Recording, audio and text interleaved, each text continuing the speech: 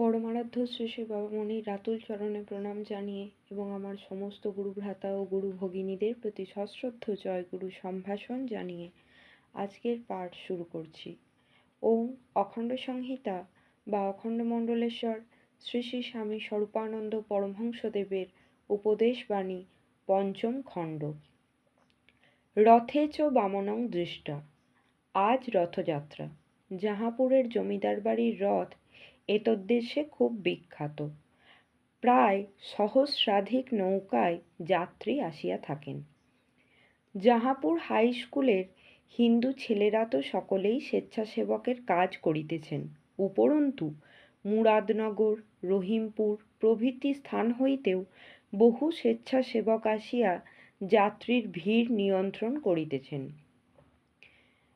বড়ইয়াকুড়ির শ্রীযুত গৌরনিতাই চক্রবর্তী শ্রী শ্রী বাবামণিকে প্রশ্ন করিলেন, রথে চ বামনং দৃষ্টা পুনর্জন্ম ন বিদ্যতে, কথাটার মানে কি? শ্রী শ্রী বাবামণি বলিলেন, বামন কে? ত্রিপাদেই যিনি ত্রিভুবন ব্যপ্ত করেন, পূর্ণ অস্তিত্বের তো কথাই নাই। ত্রিপাদ মানে ত্রিগুণ, সত্য রজ তম। যিনি সত্য রজ তম দিয়ে ত্রিভুবন আচ্ছন্ন করেন কিন্তু নিজে থাকেন ভাবাতীত ও ত্রিগুণরহিত, তিনি অর্থাৎ পরব্রহ্মই বামন। বামনকে দেখার মানে পরব্রহ্মকে দেখা, পরাৎপরকে দেখা। সচ্চিদানন্দ বিগ্রহ সর্বভূতান্তর্যামীকে দেখা।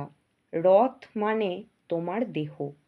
রথে বামনাবতারকে দেখার মানে নিজ দেহের ভিতরে সচ্চিদানন্দ পরব্রহ্মকে দেখা। এই দেহ ক্ষয়শীল, ভঙ্গুর, আজ আছে কাল নেই। এই অনিত্য দেহের ভিতরে নিত্য পরমাত্মাকে দেখা। রজ্জু ধরে টানলে যেমন রথ চলে, শ্বাস প্রশ্বাসে তেমন তোমার দেহ চলে। শ্বাস প্রশ্বাস তোমার দেহরথের রজ্জু। শ্বাস প্রশ্বাস থামল কি রথও থামল। কলা, নারিকেল, আনারস প্রভৃতি হচ্ছে সব যোগ বিভূতি। রথ দেখতে এসে এসব যোগ বিভূতি নিয়ে মশগুল হয়ে থেকো না। মূর্খ লোকে কলা নারিকেল নিয়ে তৃপ্ত হয়। প্রাজ্ঞ ব্যক্তি রথের দেবতা পরমাত্মাকে দর্শন করে কৃতকৃত্য হয়। জাহাপুর, 2রা শ্রাবণ 1338। জয় গুরু।